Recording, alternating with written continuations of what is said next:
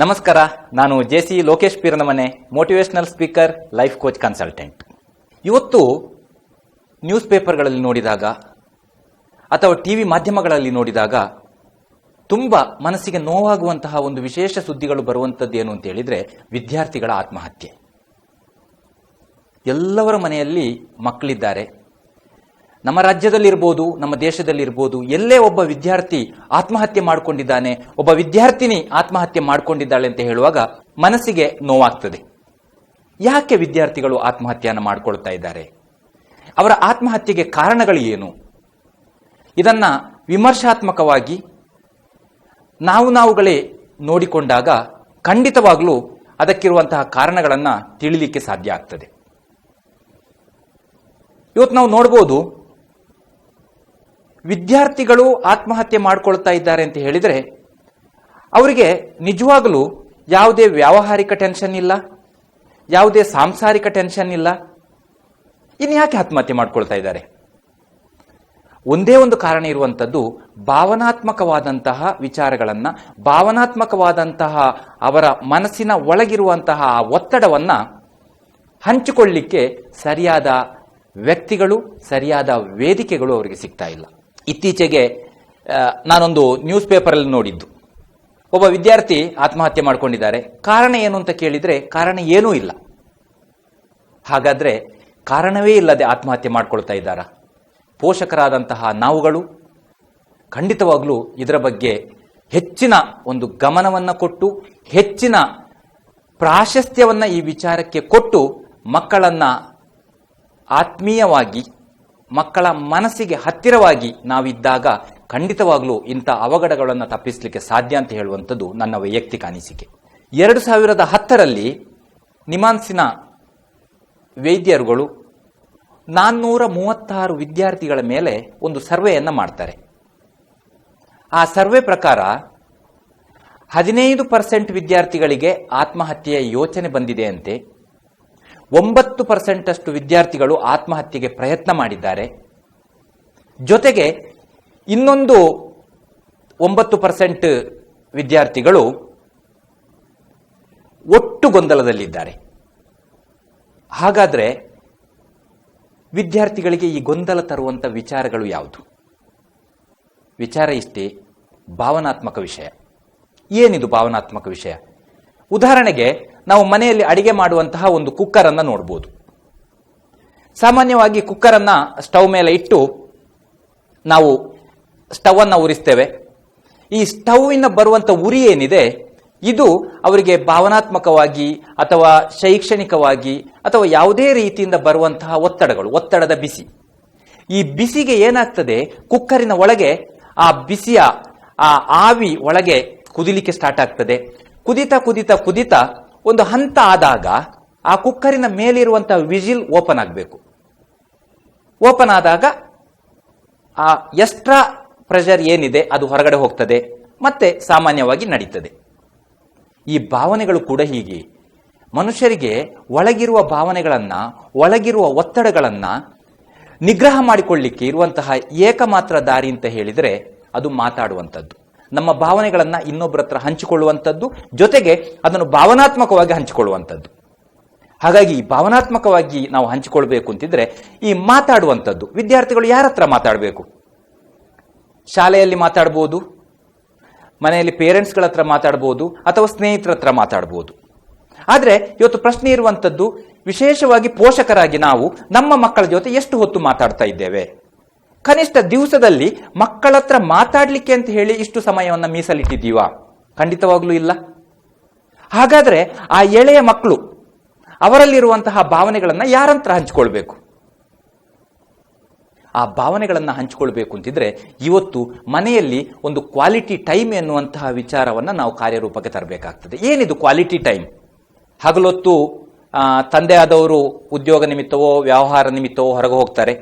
ತಾಯಿಯವರು ಅವರು ಉದ್ಯೋಗ ನಿಮಿತ್ತವೋ ಅಥವಾ ಮನೆಯ ಕೆಲಸಗಳಲ್ಲಿ ಬ್ಯುಸಿ ಆಗ್ತಾರೆ. ಮಕ್ಕಳು ಶಾಲೆಗೆ ಹೋಗ್ತಾರೆ. ಆದ್ರೆ ಕನಿಷ್ಠ ರಾತ್ರಿ ಮನೆಯಲ್ಲಿ ಯಾರೆಲ್ಲ ಇದ್ದೀವಿ ಅವರೆಲ್ಲ ಒಟ್ಟಿಗೆ ಕೂತು, ಒಂದೇ ಟೇಬಲ್ ಅಲ್ಲಿ ಕೂತು ಊಟ ಮಾಡುವಂತಹ ಒಂದು ವ್ಯವಸ್ಥೆಯನ್ನ ನಾವು ಮನೆಯಲ್ಲಿ ರೂಪಿಸಿಕೊಳ್ಬೇಕು. ಅಲ್ಲ, ಇವತ್ತು ಕೆಲವು ಮನೆಗಳಲ್ಲಿ ಎಲ್ಲರೂ ಒಟ್ಟಿಗೆ ಕೂತು ಊಟ ಮಾಡ್ತಾರೆ. ಆದ್ರೆ ಅದು ಟಿವಿ ಮುಂದೆ ಆಗಿರ್ತದೆ, ಇಲ್ಲ ಅಂದ್ರೆ ಅಮ್ಮ ಟಿವಿ ನೋಡ್ತಾ ಇರ್ತಾರೆ, ಅಪ್ಪ ಮೊಬೈಲ್ ಓದ್ತಾ ಇರ್ತಾರೆ, ಮಕ್ಕಳು ಟಿವಿ ನೋಡ್ಕೊಂಡು ಊಟ ಮಾಡ್ತಾರೆ. ಊಟದ ಟೇಬಲ್ ಟಿವಿಯ ಮುಂದೆಯೇ ಇರ್ತದೆ, ಆದ್ರೆ ಭಾವನಾತ್ಮಕವಾಗಿ ಜೊತೆಗೆ ಊಟ ಮಾಡೋದಿಲ್ಲ, ದೈಹಿಕವಾಗಿ ಮಾತ್ರ ಜೊತೆಗೆ ಊಟ ಮಾಡ್ತಾರೆ. ಈ 20 ನಿಮಿಷದ ಕ್ವಾಲಿಟಿ ಟೈಮ್ ಏನು ಅಂತ ಹೇಳಿದ್ರೆ, ಮುಕ್ತವಾಗಿ ಆ ದಿವಸದ ವಿಚಾರಗಳು ಏನಿದೆ, ಅಮ್ಮ ಆಗಿ ಆ ಬೆಳಿಗ್ಗೆಯಿಂದ ಸಂಜೆವರೆಗೆ ಅಮ್ಮನ ಮನಸ್ಸಲ್ಲಿರುವಂತಹ ವಿಚಾರಗಳೇನಿದೆ ಅಮ್ಮ ಅದನ್ನ ವ್ಯಕ್ತಪಡಿಸಲಿ. ಅಪ್ಪ ಆಗಿದ್ದವರು ಅವರು ಕೂಡ ಅವರ ಆ ದಿವಸದ ವ್ಯವಹಾರಗಳು, ಅವರು ಹೊರಗೆ ಹೋದಾಗ ಅವರಿಗಾದ ಅನುಭವಗಳನ್ನು ವ್ಯಕ್ತಪಡಿಸಲಿ. ಈ ವಿದ್ಯಾರ್ಥಿಗಳು, ಮಗ ಇರ್ಬೋದು, ಮಗಳಿರ್ಬೋದು, ಅವರು ಅವರಿಗಾದ ಭಾವನೆಗಳನ್ನ, ಅವರಿಗೆ ಈ ದಿವಸ ಶಾಲೆಯಲ್ಲಿ ಏನೆಲ್ಲ ಆಗಿದೆ, ಕಾಲೇಜಲ್ಲಿ ಏನೆಲ್ಲ ಅನುಭವಗಳಾಗಿದೆ, ಏನೆಲ್ಲ ಖುಷಿ ತಂದಿದೆ, ಏನೆಲ್ಲ ಬೇಸರ ತಂದಿದೆ, ಆ ವಿಚಾರಗಳನ್ನು ಕೂಡ ಅವರು ಮನೆಯಲ್ಲಿ ಮಾತಾಡಲಿ. ಯಾವಾಗ ಮನೆಯಲ್ಲಿ ಮುಕ್ತವಾಗಿ ಮಾತಾಡಲಿಕ್ಕೆ ನಮಗೆ ಅವಕಾಶ ಸಿಗ್ತದೋ ಆವಾಗ 100ಕ್ಕೆ 100 ಆ ಭಾವನೆಗಳ ಒತ್ತಡ ಏನಿದೆ, ಅಥವಾ ಮನಸ್ಸಿನ ತುಮುಲ ಅಂತ ಏನು ಹೇಳ್ತೇವೆ, ಮನಸ್ಸಿನೊಳಗಿರೋ ಒತ್ತಡ ಅಂತ ಏನು ಹೇಳ್ತೇವೆ, ಆ ಒತ್ತಡವನ್ನ ಹೊರಗೆ ಹಾಕುವಂತ ವೇದಿಕೆ ಪ್ರತಿ ದಿವಸ ಪ್ರತಿ ಮನೆಯಲ್ಲಿ ರಾತ್ರಿ ಆ 20 ನಿಮಿಷದ ಕ್ವಾಲಿಟಿ ಟೈಮಲ್ಲಿ ಸಿಕ್ಕಿತ್ತು ಅಂತ ಆದ್ರೆ, ಖಂಡಿತವಾಗ್ಲೂ ಮನಸ್ಸಿನ ಆ ನೋವುಗಳನ್ನ ಅಥವಾ ಮನಸ್ಸಿನ ಆ ಖುಷಿಯನ್ನ ಅವರು ದಿನಾ ಅಪ್ಪ ಅಮ್ಮನ ಜೊತೆ ಹಂಚಿಕೊಳ್ತಾರೆ ಅಂತಿದ್ರೆ, ಖಂಡಿತವಾಗ್ಲೂ ಈ ತರದಂತಹ ಅಚಾತುರ್ಯ ನಡೀಲಿಕ್ಕೆ ಸಾಧ್ಯತೆ ಇಲ್ಲ. ಆತ್ಮಹತ್ಯೆ ಅನ್ನುವಂಥದ್ದು ಖಂಡಿತ ಬೇರೇನೂ ಅಲ್ಲ, ಒಳಗಿನ ಭಾವನೆಗಳು ಹೊರಗಡೆ ಹೋಗ್ಲಿಕ್ಕೆ ಅವಕಾಶ ಇಲ್ಲದಾಗ ಒಳಗಡೆನೆ ಬ್ಲಾಸ್ಟ್ ಆಗ್ತದಲ್ಲ, ಅದರ ರೂಪವೇ ಆತ್ಮಹತ್ಯೆ. ಹೇಗೆ ಒಂದು ಕುಕ್ಕರ್ ಒಳಗೆ ಪ್ರೆಷರ್ ತುಂಬಿದಾಗ ಆ ವಿಜಿಲ್ ಓಪನ್ ಆಗದೆ ಅಥವಾ ಸೇಫ್ಟಿ ವಾಲ್ವ್ ಏನಿದೆ ಅದು ಓಪನ್ ಆಗದೆ ಇದ್ದಾಗ ಹೇಗೆ ಆ ಕುಕ್ಕರ್ ಬ್ಲಾಸ್ಟ್ ಆಗ್ತದ, ಭಾವನೆಗಳ ಬ್ಲಾಸ್ಟ್ ಆಗುವಂಥದ್ದೇ ಈ ಆತ್ಮಹತ್ಯೆ. ಹಾಗಾಗಿ ಇದಕ್ಕೆ ಮೂಲವಾಗಿ ಆಗಬೇಕಾಗಿರುವಂಥದ್ದು ಪ್ರತಿ ಮನೆಯಲ್ಲಿ ಆ 20 ನಿಮಿಷಗಳ ಕ್ವಾಲಿಟಿ ಟೈಮ್ ಅಂತ ಏನಿದೆ ಅದನ್ನ ಪ್ರಾರಂಭ ಮಾಡಲೇಬೇಕು. ಇವತ್ತು ಪ್ರತಿ ಪೋಷಕರಲ್ಲಿ ನನ್ನದೊಂದು ಪ್ರಶ್ನೆ ಏನು ಅಂತ ಹೇಳಿದ್ರೆ, ನಿಮ್ಮ ಮಗ ಇರ್ಬೋದು, ನಿಮ್ಮ ಮಗಳಿರ್ಬೋದು, ಅವರು LKGಯಿಂದ PUC ವರೆಗೆ ಯಾವುದೇ ಕ್ಲಾಸಲ್ಲಿ ಇರ್ಬೋದು ಅಥವಾ ಡಿಗ್ರಿಯಲ್ಲಿ ಎಲ್ಲೇ ಇರ್ಬೋದು, ನೀವು ನಿಮ್ಮ ಮಗ ಅಥವಾ ಮಗಳನ್ನ ಒಂದು ಖುಷಿಯಿಂದ ಒಂದು 40 ಸೆಕೆಂಡುಗಳ ಕಾಲ ಅಪ್ಪಿ ಹಿಡ್ಕೊಂಡಿದ್ದು ಯಾವಾಗ?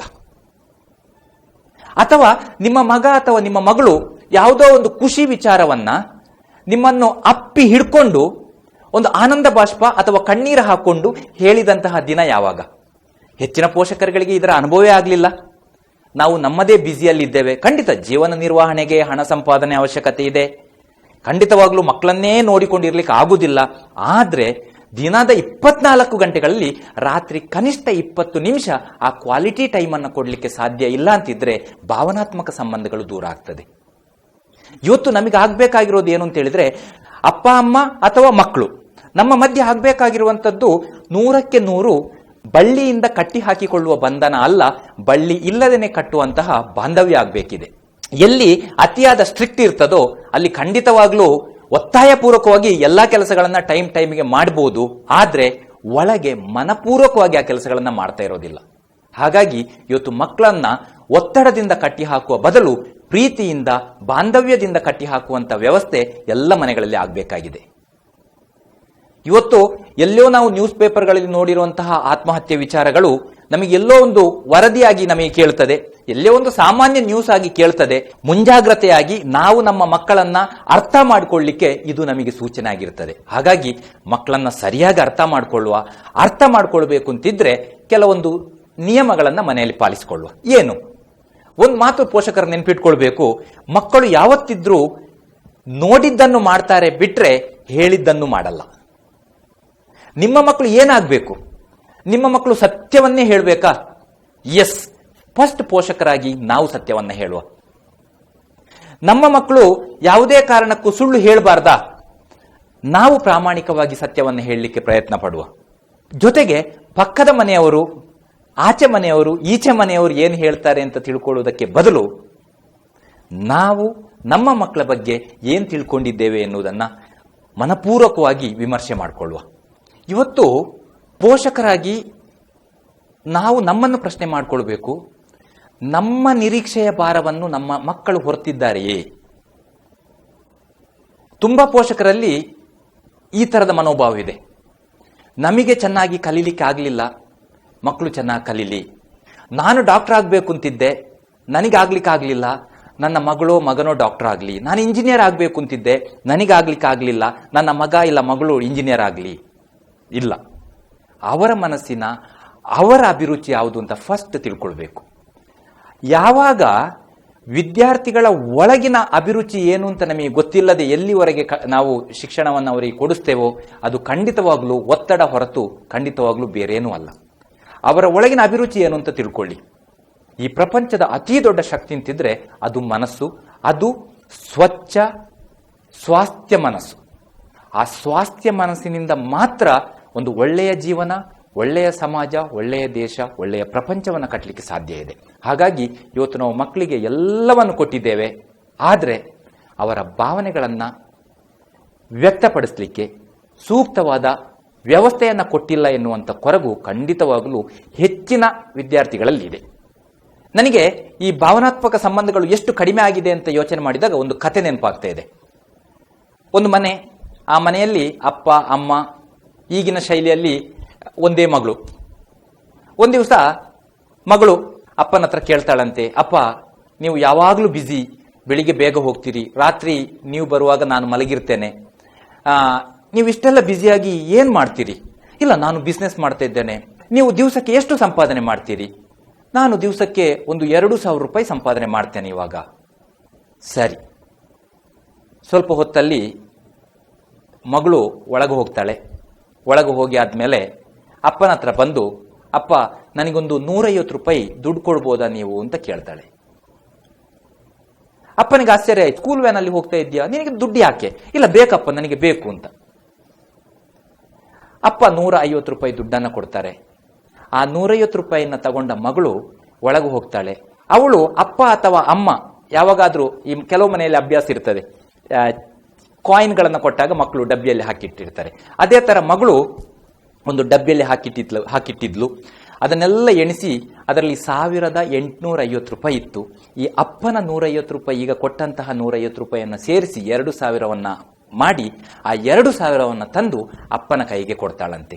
ಅಪ್ಪ, ನಿನ್ನ ಒಂದು ದಿನದ ಸಂಬಳ ಇದರಲ್ಲಿದೆ 2,000 ರೂಪಾಯಿ. ದಯವಿಟ್ಟು ಇವತ್ತೊಂದು ದಿವಸ ನೀನು ಬೆಳಿಗ್ಗೆಯಿಂದ ಸಂಜೆವರೆಗೆ ನನ್ನ ಹತ್ರ ಮಾತಾಡಿಕೊಂಡು, ನನ್ನ ಹತ್ರ ಆಟ ಆಡಿಕೊಂಡು, ನಾವೆಲ್ಲ ಒಟ್ಟಿಗೆ ಊಟ ಮಾಡಿಕೊಂಡು ಇರುವನ ಅಂತ ಕೇಳ್ತಾಳಂತೆ.